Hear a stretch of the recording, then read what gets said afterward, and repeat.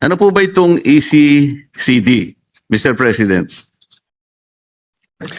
It's Early Childhood Care Development Council, Your Honor, Mr. President. Early Childhood Care Development. Care Development. Hindi po ba sa DSW dito, Mr. President? Sa inyo na po ba ito? Bakit po napunta kayo sa pag-aalaga ng mga bata? Hindi po bang inaalagaan nyo mga pulis at saka mga bumbero? Bakit po pati bata ang inaalagaan nyo na? Baka po kayo Your Honor, Mr. President, tama po kayo. Dati po ay that was before under DSWD. But since most of the daycare centers are in the LGU sa barangay halls, no, may mga sa barangay halls, so it was transferred to the DLG supervision, Mr. President. Nakabuti po ito, Mr. President. Meron po tayong may bibigay ng mga datos o pangyayari na mula po sa DSWD ay kayo na po ang kumupkup dito sa responsibilidad na ito, Mr. President. Your Honor, Mr. President, that remains to be seen as this will only be implemented this coming May 2026. Ang alam ko po itong ECCD, Mr. President, sa DepEd po ito. Co-chair po ang DILG and the DepEd, Mr. President. So sa mga tweet po sa pag-aalaga po ng dalawang ahensya, DepEd at DSWD, minabuti po nilang ibigay na lang po sa inyo, Mr. President. Tinanggap naman po ninyo ng buong puso, Mr. President. Your Honor, Mr. President, it will be DepEd, yes, DepEd and DILG since it is stipulated now under the law, under an RA 12199. So, co-chair po talaga ang DILG and DepEd tungkol po sa ECCD, Mr. President. Mr. President, meron pong special provision ngayon doon sa reimbursement ng expenses na kanilang ginasta sa anti-smuggling and economic subversion operations. Bakit po, Mr. President? Why is there a need for reimbursement of expenses, specifically for anti-smuggling and economic subversion operations? Hindi po ba ito'y parte na rin ng inyong ahensya sa usual operations with corresponding budget allocations?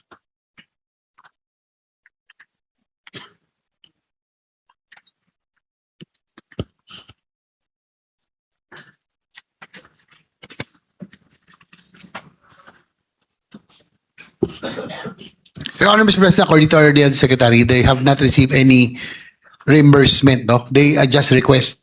Malaki kasi ang performance ng PNP sa anti-smuggling na cigarettes at negosyo products. So, nag-aantay ng... Your Honor, Mr. President, they are also, to add that they are requesting for additional funding because the PNP plays an important role in the anti-agriculture smuggling, anti-agriculture economic sabotage, especially when it comes to...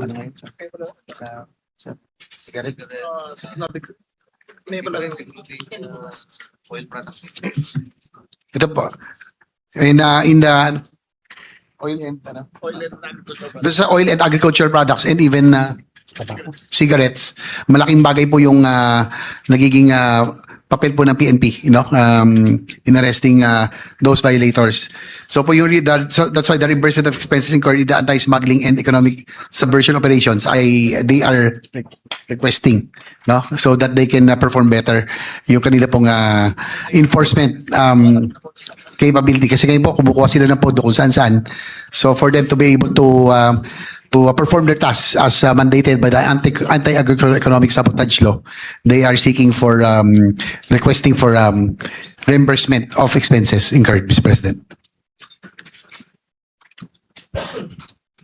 I hope this can be justified, Mr. President, dahil kasama po kasi sa budget allocation. Although I believe an additional compensation, probably by way of reimbursement, can be siguro, pwede rin po siguro, kaya lang baka magkaroon po ng problema dahil naka-budget po. Yun lang naman po yung concern, Mr. President. You know? Pero po, yung pong mga kargamento o mga items pong nako-confiscate ninyo, nakukuha po ninyo dyan sa mga iba't ibang mga gumagawa ng hindi mabuti, Nai-inventaryo po ba lahat ito? At saka ito po ba ay naibebenta? At kung sakaling naibebenta, paano po na-account yun, Mr. President? At saka legal po ba yung ibebenta po? Sapagkat confiscated items, so mga illegal po yun eh.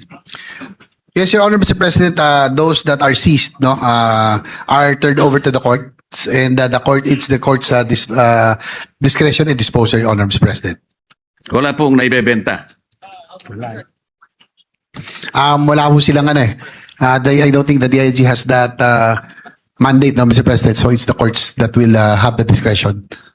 Salamat po. Meron po ang DILG na program, kung tawagin po ay Bantay Corruption. Ito po ay na-launch na yata noong pang October 2018. Ito po ay isang programa para makatulong po, ma-intensify po yung ating laban against corruption sa buong bansa. Ito po yata ay nagawa para siyang maging leader ng ating mga anti-corruption efforts at sa mga activities ng ating departamento.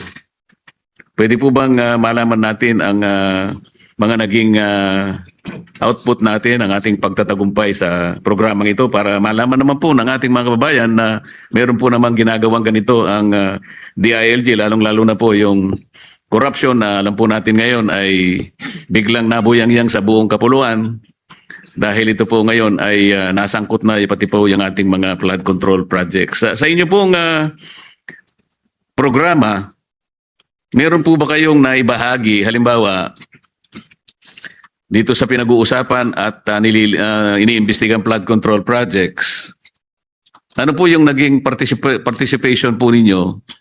Kayo po ba ay nakatulong? Kayo po ba ay nakahuli dito sa investigasyon na ito para maibahagi po ninyo sa Blue Ribbon Committee kung sakasakali po? Dahil malaking bagay naman po ito, ang LGUs po ay malaking isa pong importanteng partners po ng lahat ng ahensya kung ang pag-uusapan po ay ang pagbabantay ng katiwalian sa ating bansa.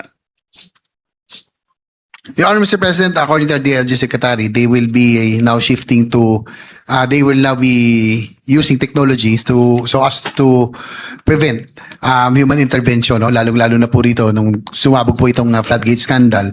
So one of the first steps is the establishment of an artificial intelligence or AI backbone for monitoring government construction projects, no? Para po lesser human intervention. So they will rely on technology, Mr. President. Tapos, ito po.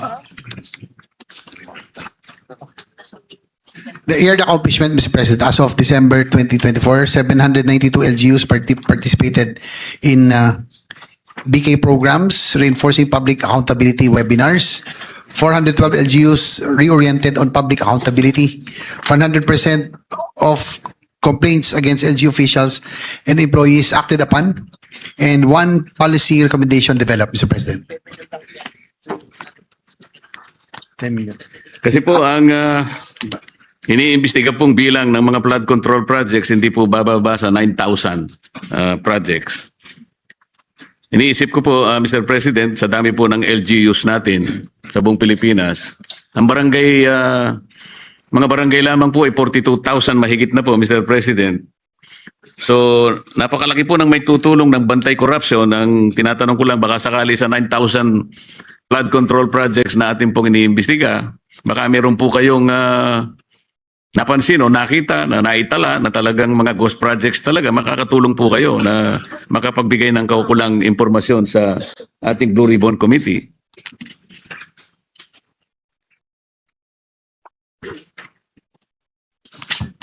Nasaan na yung application na tinitingnan natin kanina?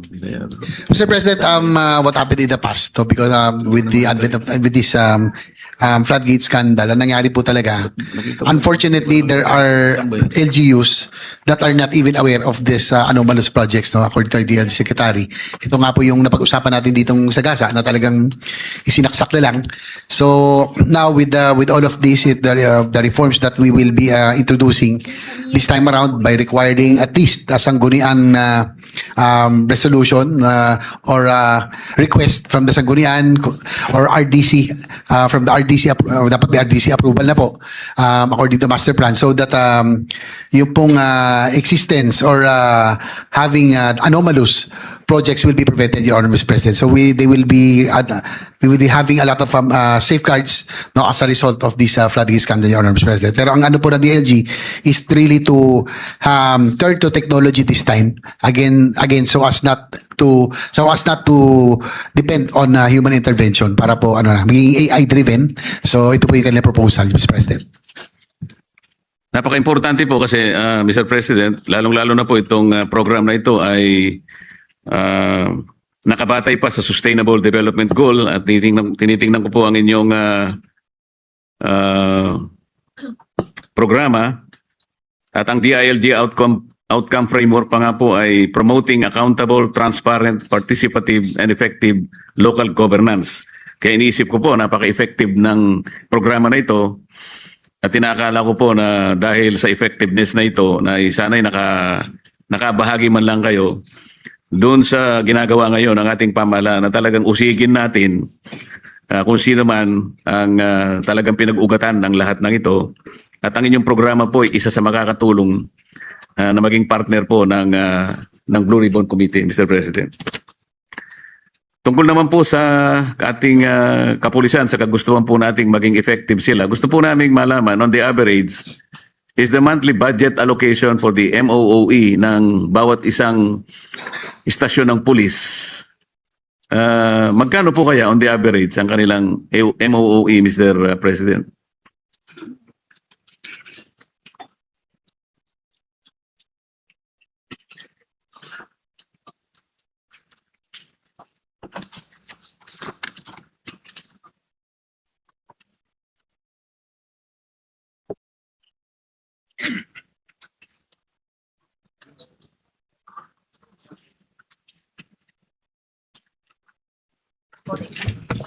For next year, Mr. President, Your Honor, the ratio or per capita is 1:2.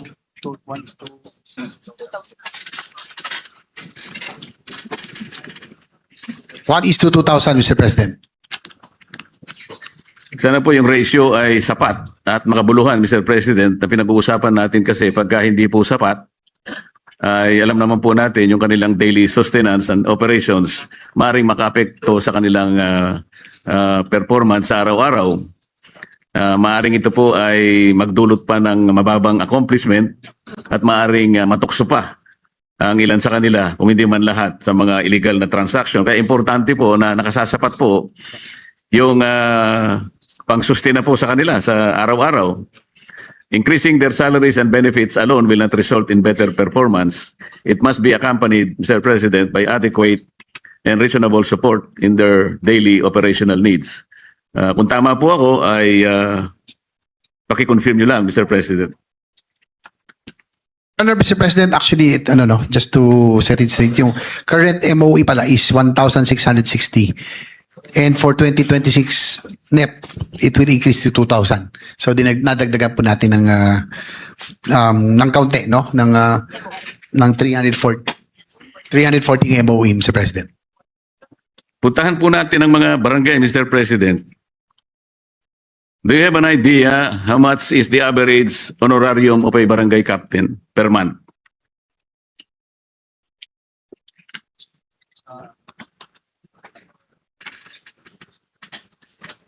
Your Honor, Mr. President, they don't have the data later on, but it depends on the capacity of the barangay, no? Nasa kanila po yun, kung ano po yung kaya na ibigay na allowance, no? Sa mga DLG, sa mga barangay officials, Mr. President. Kasi po, Mr. President, yung kanilang tinatanggap na honorarium, nakadepende po yun doon sa kanilang era eh. Yung tinatawag na nata na natin yun. Tsaka ang isa po talagang yung discrepancy po talaga ng mga barangays, no? Like for example, the richest barangay in the country, which is Barangay San Lorenzo in Makati, has a budget of 500 million, whereas the poorest barangay, one of the poorest somewhere in Sulu, has about 400,000. 4 million, nasa 4 million pala, from 500 million, tapos 4 million. So medyo may kalakihan po yung discrepancy, Mr. President. Tama po kayo, Mr. President. Yung budget at saka yung honorarium na tinatanggap ng mga kapitan, merong direct correlation po doon sa ira nila. Katulad po ng isang pangkaraniwang barangay, ang tinatanggap po ng barangay kapitan sa isang pangkaraniwang barangay ay 5,000 pesos. Pero po doon sa mga affluent barangays, meron pong umabot ng 30 to 35,000 pesos per month. So makikita po niyo yung discrepancy. Doon po sa mga tumatanggap lang ng 5,000, ang average po nationwide is only about 7,000 pesos per month, Mr. President. Ang ibig lang sabihin po noon, dito po kasi sa Metro Manila, yung monthly na salary po ng ating mga kasambahay ay naglalaro na po sa 7 to 8,000 pesos a month. Sa mga tweed, ang average po na tinatanggap ng honorarium ng kapitan ay yun din po yung tinatanggap ng ating mga kasambahay. Pero ang kanila pong tungkulin ay 24/7. Wala naman silang insurance, wala silang GSIS, wala naman silang SSS. Alam po ba niyo kung magkano ang honorarium ng isang tanod, Mr. President? Yung average.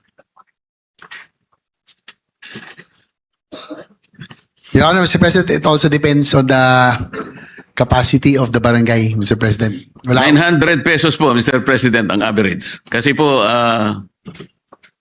pinagsikapan ko pong aralin ng konti yan.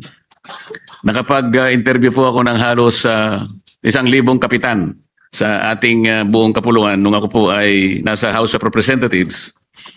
Ang average po is 900 pesos per month. Sa iba pong mga affluent, merong 2,500, 3,000. So ang discrepancy, ang disparity, talagang malaki po, Mr. President. Alam niyo rin po ba kung magkano ang tinatanggap na honorarium ng miyembro ng Lupon Tagapamayapa?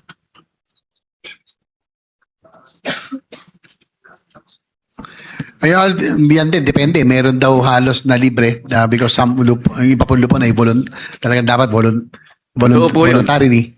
So, iba-iba po daw talaga. Totoo po yun. Sa akin pong pagtatanong sa kanila, na ang average po na tinatanggap nila, 300 pesos per month. That's correct, Your Honor, Mr. President, according Noong to pong the tinanong ko yung isang barangay sa Maynila, ang una niyang sinabi sa akin, 3,000 pesos, sabi niya. Teka muna, baka nagkamali ka, sabi ko, Mr. President. Kasi ang kwenta ko rito, 300 pesos lang per month. Bakit ikaw 3,000? Napakaswerte ka ako ng membro ng Lupon Tagapamayapa. Ay hindi pong ibig ko sabihin 3,000 pesos per year. Ganun po ang kalagayan. Kaya nung tingnan ko po yung mga nota ko po doon sa kanyang barangay, siya pala yung pinakamagulong barangay sa buong Pilipinas. Wala po sigurong gustong maging membro ng kanyang Lupon sapagkat ay kung 3,000 pesos per year, magtitinda na lang po siguro siya ng sago at gulaman siguro, Mr. President. Well, that's the Mr. President, that's the sad reality of our workers in barangay, no? Sama na natin yung barangay nutrition scholars, barangay tanod, lupon, and the BHWs, Mr. President. Ito po yung mga nag-file nga ho tayo na muntik na may ipasa Magna Carta for barangay health workers. Unfortunately, nag-withdraw ang house, but a BHW earns as low as 500 a month in low-income LGUs. Pero alam naman natin, BHW, ito talagang araw, umulan, umaraw, talagang umiikot po ito. We're hoping that we can find a solution. Yung proposal nga natin to make it uniform, mga 3rd to 5th class BHWs na talagang hindi kayang bigyan ng dissenting na compensation will receive about 3,000 pesos at least. Yung first class and yung second class to city kasi medyo magaganda yung kanila pong allowance. Kaya lang ang problema kasi dito yung barangay nutrition scholars, barangay tanod. So Mr. President, probably we can already look into this if we can, yung magkaroon tayo ng Magna Carta for the barangay volunteer workers, no? Kasama na natin BHW, sa tanods, barangay nutrition scholars, at lupon at iba pa. So that it will be standard. Yung naman po, yung kanilang at least decente, yung at least yung kanilang maibigay na, although voluntary nature, at least yung nabibigay naman lang compensation or allowance sa kanila will be at least we can call decent enough, Mr. President. Meron po tayong panukalang batas na Magna Carta for barangay po, pero yun po ay sa aking pagkakaalam nilumot na po sa House of Representatives. Kaya ako po ay mayroong panukalang batas na ina-address po itong ating pinag-uusapan ngayon. Sana po sa mga susunod na mga panahon ay matalakay po natin at matulungan po natin ang ganitong kaawa-awang kalagayan ng ating mga manggagawang barangay.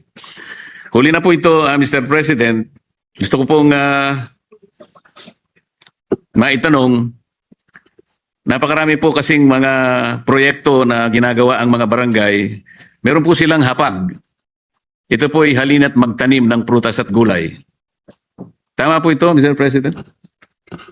Yes, the DLG secretary and the DLG families are nodding their heads, so they Meron pa po confirm. kayong bida, Mr. President. Ang bida ay buhay ay ingatan, droga ay ayawan. Tama po. Yung pong bida, Mr. President, according to our DLG secretary, is not anymore standard. Pero po yung isa, Bakit Dapat po? po ay, Ang ganda ongoing. po nito Buhay ay ingatan. Ayaw na po ba nating ingatan ang ating buhay? Bakit ito po inalis nyo? Okay.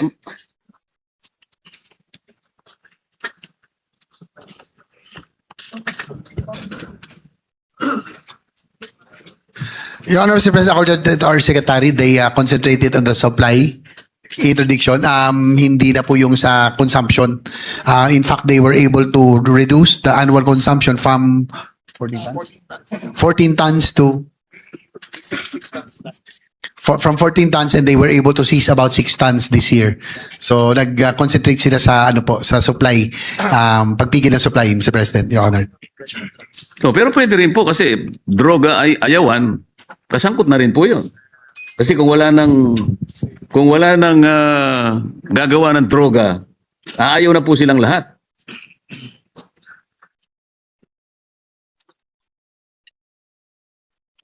Your Honor, Mr. President, according to the LG Secretary, that yung slogan-based programs is not as effective as yung kanila pong strategy ngayon na talagang yung supply, ang supply po ang putulin. Yun po yung kanilang strategy ngayon, really to get to the kill, kumbaga prevent the further further proliferation of drugs by cutting the supplies off, Mr. President. So nung inalis po nyo yung bida, ano pong ipinalit nyo? Kontrabida. Meron pa po kasi kayong bukal Ang ibig sabihin, buhayin ang kalikasan. Meron pa po ito. That will be from the environment, Your Honor, Mr. President, sa Ito nga environment po, program. nandyan pa rin po. Yung daw po, yung wala na rin pinal sa bida, hindi na contra supply daw ho ang kanila. Talaga. Pwede rin, kontrabida. So bukal, buhayin ang kalikasan. Buhay pa po ito. May mga barangays daw po na may gumagawa, Mr. President. Aba, kailangan po, ito po, lahat po ito ay merong memorandum Alam ko po, pinagtibay po ito ng DILG. Meron pa po kayong kalinisan. Bukal is tree planting, Your Honor, Mr. President. Tree planting program sa mga barangays. Opo, alam ko po yun. Yung kalinisan, ano po ibig sabihin nun? Kalinisan ito. Kalinisan, Mr. President, is solid waste management, Your Honor. Opo, pero meron pong ano yun May ibig sabihin kasi ito po ay mga acronym Ano po yung kalinisan? Ano yung sabihin natin?